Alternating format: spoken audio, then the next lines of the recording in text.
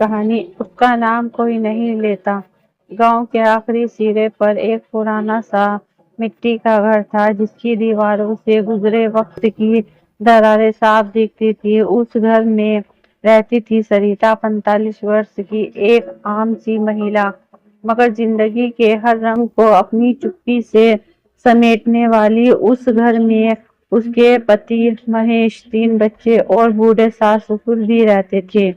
سریتا کی اپنی کہانی کوئی کتابوں میں نہیں ملے گی، نہ ہی کسی اخبار کے کالم میں، لیکن اس کے جیون کی ہر سانس میں قربانی کی ایک پوری ماتا کتھا بستی تھی۔ سریتا کا جنم ایک چھوٹے سے قصبے میں ہوا تھا۔ وہ اپنے مائکے کی لاڈلی تھی، پڑھائی لکھائی میں ہوشیار، مگر سنسکاروں میں اس سے بھی زیادہ گہری۔ بچپن سے ہی اس نے اپنی ماں کو گھر سنبھالتے، رشتوں کو جوڑتے اور خود کو سب سے پیچھے رکھتے دیکھا تھا۔ یہی گن سریتا کے جیون میں بھی اتر آئے۔ 18 سال کی ہوتے ہی اس کی شادی مہیش سے طے ہوئی۔ مہیش ایک اسکول میں ماسٹر تھے، پڑھے لکھے مگر ویوہار میں کچھ کٹھور۔ شادی کے بعد سریتا نے پہلی بار اپنے مائکے کو چھوڑا اور ایک ایسے گھر میں قدم رکھا جہاں ہر چیز اس کے لیے نئی تھی، بھاشا سے لے کر بول چال، کھان پان سے لے کر پہناوا، سب کچھ الگ۔ مگر اس نے شکایت نہیں کی، وہ روز اپنے آپ کو ڈھالتی رہی تاکہ سسرال کو گھر بنا سکے۔ شادی کے پہلے دن ہی اس کی ساس نے کہا، بہو تمہارے یہاں عورتوں کو بولنے کی عادت نہیں ہوتی، سننے کی ہوتی ہے۔ سریتا نے اس دن چپ چاپ سر جھکا لیا، لیکن اس دن سے اس کی آواز دھیرے دھیرے ہونے لگی۔ ہر صبح 4 بجے اٹھنا، ساس سسر کے لیے چائے بنانا، پتی کے لیے ناشتہ بنانا، بچوں کے لیے ٹفن اس کی دن چریا کا حصہ بن چکا تھا۔ خود کے لیے سمے نہیں ہوتا تھا، لیکن سریتا کبھی تھکی نہیں لگتی تھی، یا یوں کہیے کہ اس نے تھکان دکھانا سیکھا ہی نہیں تھا۔ مہیش اسکول چلے جاتے، بچے اپنے اپنے کام میں لگ جاتے تھے اور سریتا پورے دن گھر کے ہر کونے کو سنبھالنے جیسے وہ کوئی مشین ہو، مگر مشین بھی ٹوٹ جاتی ہے۔ سریتا نہیں ٹوٹی، کیونکہ اس نے خود کو زندہ انسان ماننا چھوڑ دیا تھا۔ ایک بار کی بات ہے، مہیش کے کسی دوست کی پتنی آفس میں کام کرتی تھی۔ ایک دن مہیش نے غصے میں کہا، دیکھا تم نے شرما جی کی بیوی کو کتنا کچھ کرتی ہے، نوکری گھر بچے سب سنبھالتی ہے، اور تم نے تو کیا ہی کیا ہے زندگی میں۔ اس دن سریتا نے پہلی بار اپنے آپ سے سوال کیا، میں نے کیا کیا ہے؟ اس رات جب سب سو چکے تھے، وہ چپ چاپ رسوئی میں گئی اور اپنی پرانی ڈائری نکالی، وہی جو اس کی ماں نے ودائی کے سمے دی تھی، سالوں بعد بند۔ اس ڈائری کو کھولا اور لکھا، کیا میں نے کچھ نہیں کیا؟ کیا مائکے کو چھوڑنا کچھ نہیں تھا؟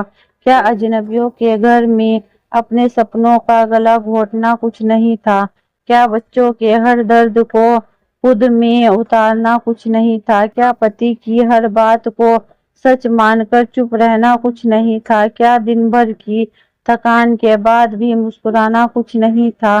اس رات اس کی آنکھوں سے آنسو تھم نہیں رہے تھے، لیکن صبح پھر وہی مسکان تھی، بناوٹی مگر استھر۔ وہ مسکان اب اس کے چہرے پر استھائی ہو گئی تھی، جیسے کوئی نقاب۔ سمے بیتتا گیا، بچے بڑے ہوئے، بیٹے کی شادی طے ہو گئی، نئی بہو گھر میں آئی۔ وہ ماڈرن تھی، تیز تھی، آتم نربھر تھی۔ پہلے ہی دن سے اس نے کہا، میں سب کے کام نہیں کروں گی، اپنا سب خود سنبھالے۔ مہیش چونکا مگر چپ رہا۔ سریتا نے مسکرا کر اسے پانی دیا اور دھیرے سے کہا، اچھا کیا تم نے خود کو کھونے نہیں دیا۔ اس رات سریتا کی بہو اس کے پاس آئی اور پوچھا، माँ आपने इतने साल उनके लिए इतना कुछ किया, क्या अभी किसी ने आपको थैंक यू कहा?